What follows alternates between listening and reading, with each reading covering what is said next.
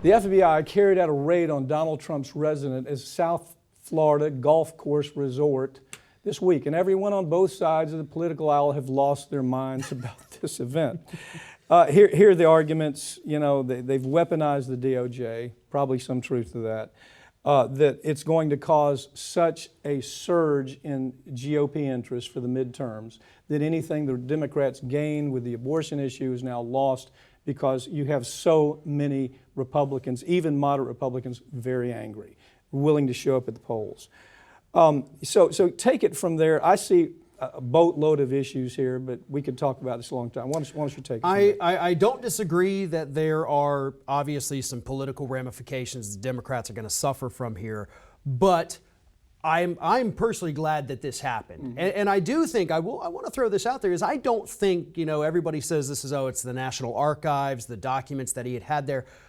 I don't think that is exactly what we're looking at. Okay. I think it's more likely this has something to do, because again, we don't even have confirmation about what it's really about. Right. I think this is more about the fake elector scheme, where they've already gotten John Eastman's cell phones, they've gotten Rudy Giuliani's materials. Talk that out a little bit, because a lot of the viewers may not know. Yeah, talk about that issue. So this is, of course, Trump's attorneys, and as far as we know, Trump himself, were attempting to get by the states, send us alternate electors so Mike Pence can verify them.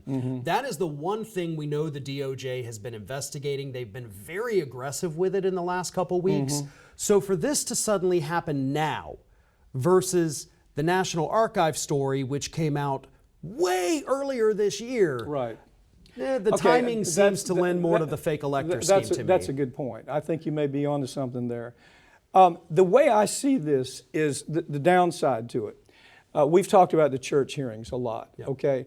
This is being shaped up like the same kind of argument that's done in the church hearings. If you think about it, the church hearings really started with the idea that maybe the IRS, well, it started with a Phoenix program that a guy named Colby was running in Vietnam, where he was assassinating people unnecessarily, and it was an ugly, ugly story.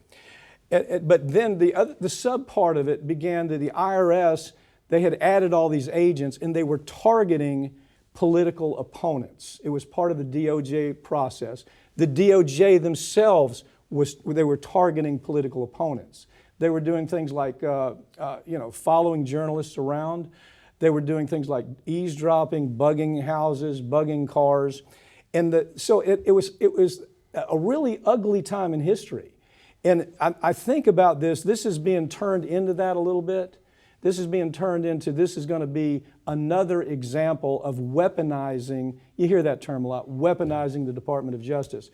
I don't know, but I'll tell you something, if it does go forward, what we're going to see is when the Republicans are going to they're going to take over at some point. And when they do, the people that ought to be really careful are people like Bill Clinton and Hillary Clinton and Hunter Biden. The people that were behind this raid themselves.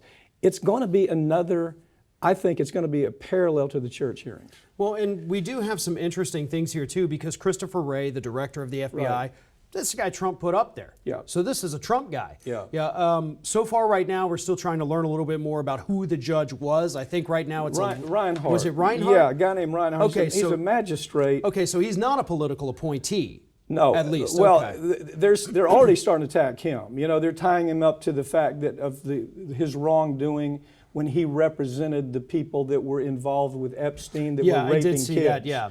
So he represented these people, even though he had inside information from a prosecutorial standpoint. He comes out and he starts saying, "I'm going to represent these people that are caught up in the Epstein trafficking issues." He represented some people that are accused of trafficking. And so they look at him and they say, that's where they're going to start their fight. First of all, the magistrate shouldn't have even issued the subpoena. It's impossible for us to know. We haven't seen the subpoena. We haven't seen the search warrant. We know they've got into his safe, and it was empty, And we do know this. We do know that, the people who are constitutional lawyers, really good ones, say that they really got ahead of themselves there, that this is the last possible act that the Department of Justice should have taken before they negotiated for these documents. But if we do not know, obviously, which investigation this is about, this might be the last act. I mean, Could this be. might be the final, nail in whatever coffin it is they think they have. If it is the fake elector scheme, again, they've already gotten all of his associates, all of the enablers, the lawyers, their cell phones. If they're looking for the final missing piece of the puzzle. And another interesting thing that happened too, though, at the same time, right before this happens, we get the major bombshell from Maggie Haberman, Right, who sends right. out the photos like this Pictures. man flushes documents down the Well, toilet. there's always already suspicion that was a setup picture. You've seen that. Yeah, I mean- there's always already suspicion it doesn't have anything to do with government. It's just private. But so the point is, there's no turning back here. Okay, this has never been done to a past president in the history of the country ever. And so the point being is, like Axelrod said, they better be damn sure that this is a tight case. It's an open and shut case. Because if it's not, we've got a DOJ that's going to be on the ropes. We've got an FBI that's going to be on the ropes for a mighty long time. I think that's going to happen anyway. I think you're going to see the Republican base empowered.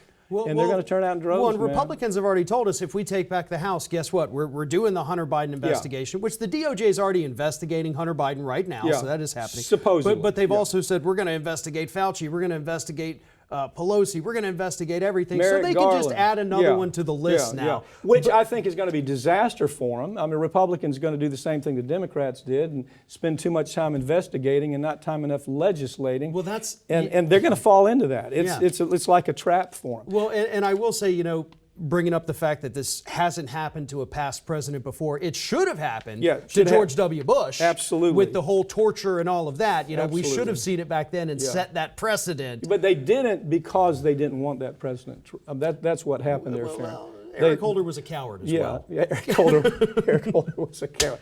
Well, I think it's early to say we've turned into a banana republic, but this is something that you see in South America. One political power they're in power, that they're then out of power, and the investigations and prosecutions start. That is almost. That is the way that a third world country operates. So I think it's too early to say that right now, although you have people saying banana republic, third world countries. I don't know. I think it's too early yet. We don't know enough facts. Yeah, and I think once we know what exactly this was related to, again, my money at the moment is on the fake elector scheme. Yeah, I just think that makes more sense. You may be right. Let's hope it's something that they can actually, because if you're going to threaten the king, you better kill the king. If they fumble this, that is not going to look. I mean, there's nothing that would look worse than that at this point. That's true.